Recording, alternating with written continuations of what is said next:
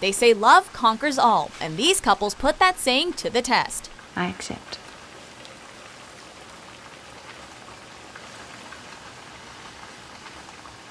Welcome to Ms. Mojo, and today I'll be counting down our picks for the top 10 intercultural love stories in movies.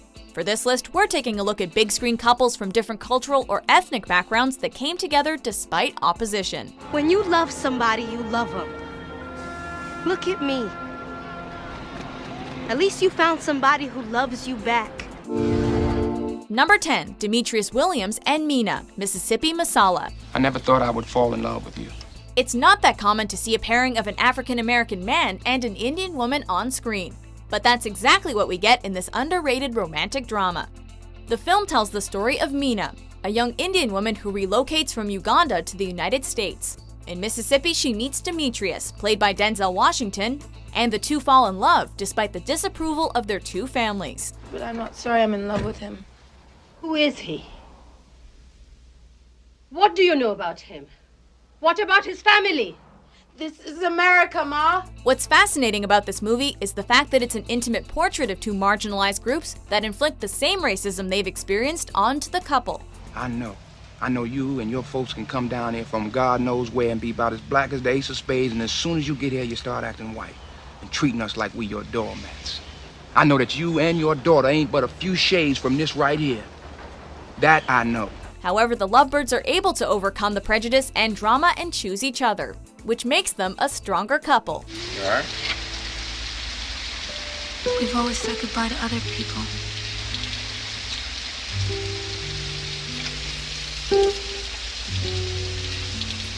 Number 9, Calogero C. Anello and Jane Williams, A Bronx Tale. She was tall, she was beautiful, and she was classy. But she was black. And that was a no-no in my neighborhood. Based on the life of actor Chaz Palminteri and adapted from his stage play of the same name, the movie introduces the audience to Calogero, a young Italian-American man who falls in love with Jane, an African-American girl. Want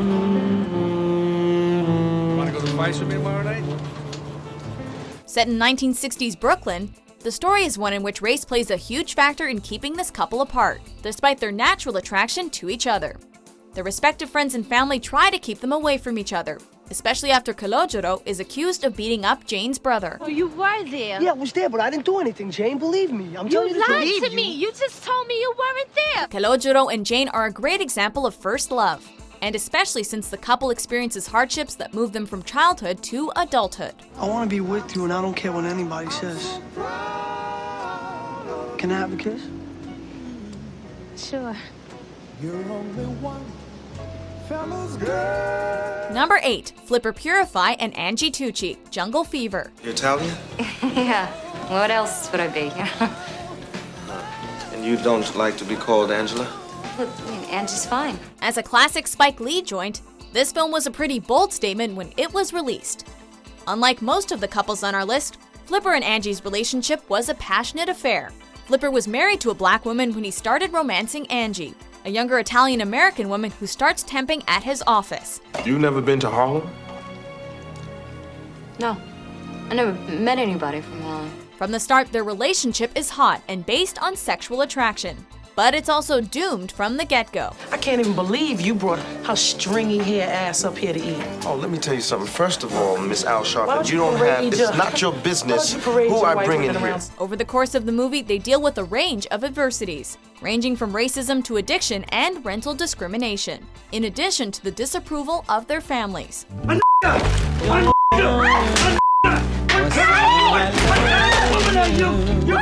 Number 7, Joe and Jesminder Kaur Jess, Bhamra, Bend It Like Beckham.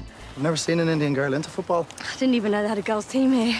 In this comedy drama, the love of soccer brings together Jesminder, a young British woman of Indian descent, and Joe, an Irish Caucasian bloke. Jesminder's overprotective parents forbid the football-obsessed teen from playing the sport, since they deem it inappropriate. That's not fair. He selected me. He? She said it was girls. The coach, Joe. See how she lies? I don't want you running around half naked in front of men, huh? But Jesminder is headstrong and joins the team that Joe coaches, after which they ultimately fall in love. I don't need you to feel sorry for me.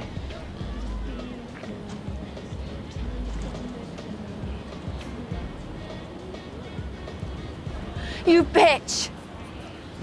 As a couple, they're strong-willed, but it's their love of soccer that really brings them together, showing that a common bond is a strong foundation for a relationship. The twosome is also so relatable and cute together that it's hard not to root for them. She called me a packy, but I guess you wouldn't understand what that feels like, would you? Jess, I'm Irish. Of course I'd understand what that feels like. Number 6, Derek Reynolds and Sara Johnson, Save the Last Dance. Steps ain't no square dance. That's alright, I dance in circles, probably around you. This 90s teen power couple feels like people you might know in real life, making them one of the most relatable on our list. They start off as rivals of sorts, but they come together after he promises to teach her how to dance hip-hop so that she'll fit in better at her predominantly black school. Take this out, come on. Wait, you sitting down for tea or something? Dance lessons lead to more, and it's a pleasure to watch this couple fight for their relationship despite the haters trying to keep them apart. White girls like you, creeping up, taking on men. The whole world ain't enough, you gotta conquer ours too. Whatever, Nikki. You know what, Derek and I like each other, and if you have a problem with that, screw you. Derek and Sara are great together because they push each other to strive for their dreams, even if those dreams seemed far out of reach. Ain't nobody watching you but me. All right? Now show me some attitude. Number 5, Hank Grotowski and Leticia Musgrove, Monsters Ball. Me get sick back there didn't have anything to do with you, all right? There are so many things about this couple that shouldn't work on paper, but somehow they're able to overcome their differences to fall in love on screen. At the start of the film, Hank undeniably has his prejudices, but he's still drawn to Leticia and their similar experiences grieving loved ones. You gonna take her home, ain't you? I don't really know her. I'll take her home. As the relationship deepens, their attraction to each other amplifies and culminates in a charged encounter where Leticia asks Hank to make me feel good. I want you to make me feel bad.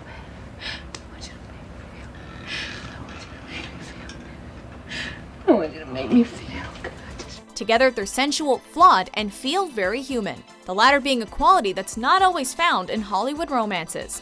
Halle Berry went on to win the Best Actress Oscar for her raw portrayal of Leticia. My name is Leticia Musgrove, and me and Hank is friends. Number 4, Ian Miller and Fotoula Toula Portokalos, My Big Fat Greek Wedding.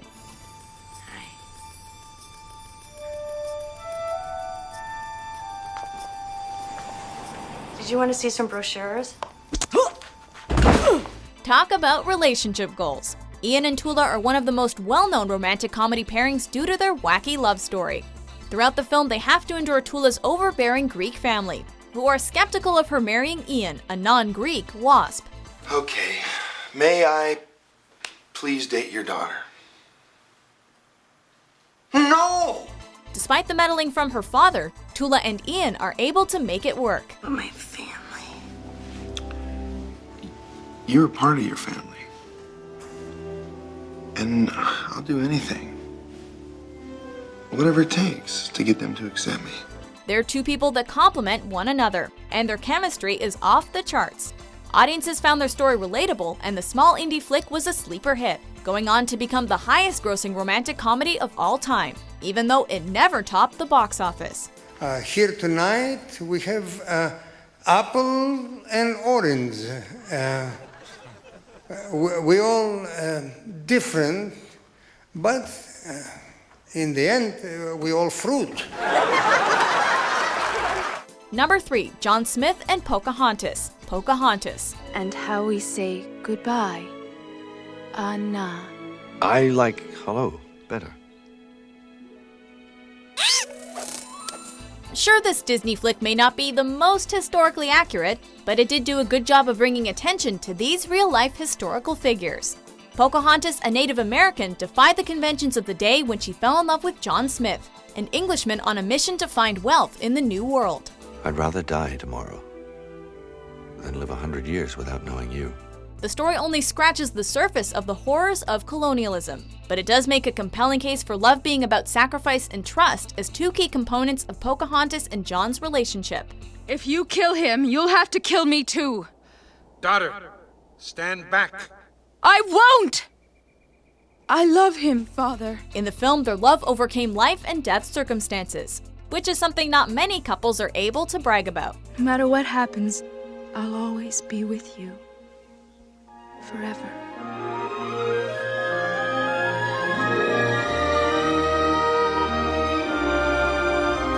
Number 2, Tony and Maria, West Side Story. Stay away from my sister. Sister? Couldn't you see he's one of them? No, I saw only him. There's only one thing they want from a Puerto Rican. That's a lie. Later, Tony. Perhaps one of the most tragic couples in pop culture, Tony and Maria are the 20th century version of Romeo and Juliet. They literally come from warring gangs, with Maria being from the Puerto Rican Sharks and Tony being aligned with the Caucasian American Jets. But like Romeo and Juliet before them, their love was fated when Tony first laid eyes on Maria at the local dance.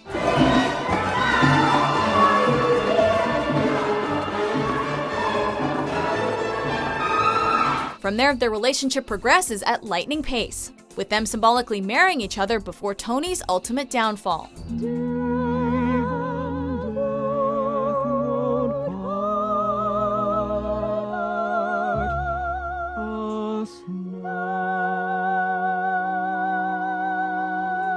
Their hope and love for each other are perfectly captured in their duets Tonight and Somewhere, which are two of the film's most iconic songs. Hold my hand and I'll take you there somehow, someday,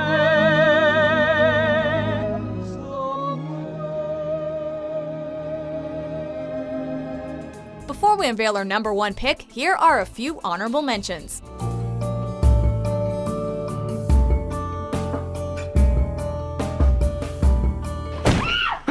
What? Are you scared of me?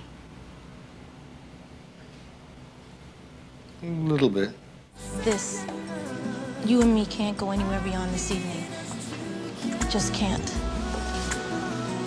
Oh, then you should have worn a different dress. Number 1, Dr. John Wayde Prentice Jr. and Joanna Joey Drayton. Guess who's coming to dinner? Mrs. Drayton, I'm medically qualified, so I hope you wouldn't think it presumptuous if I say you ought to sit down before you fall down, I mean. He thinks you're gonna faint because he's a Negro. Controversial from its inception, this film was produced at a time when interracial marriage was still illegal in 17 U.S. states. Caucasian and upper-class Joanna brings home John, a widowed black man, which makes her liberal parents question their prejudices and their beliefs on race. I love your daughter. There is nothing I wouldn't do to try to keep her as happy as she was the day I met her. But it seems to me, without your approval, we will make no sense at all. It's hard to find faults with John, however, since he's a doctor who has done work in Africa and has refused to have sex with Joanna before they're married. How deeply are you and John No, I have no right to. How deeply involved? Do you mean have we been to bed together? I don't mind your asking me that. We haven't. He wouldn't. This means that her parents' only true objection to him is his race. Sidney Poitier's character broke stereotypes, and the loving relationship he has with Joanna pushed audiences to examine their own views. As for you two and the problems you're going to have, they seem almost unimaginable. But you'll have no problem with me. The film also inspired a more comedic update in 2005 with Guess Who, which reverses the roles and sees a black woman bringing a white man home to her parents. So what, they don't have any available young black men in New York anymore? Well, you know, they just ran out last week, Grandpa. I'm just trying to figure out why you chose to go this way. Do you agree with our list? Which big screen intercultural couple do you love? No, really, Way. Someday I'm just gonna call your father and tell him myself. I told mine. For more inspiring top 10s published daily, be sure to subscribe to Ms. Mojo.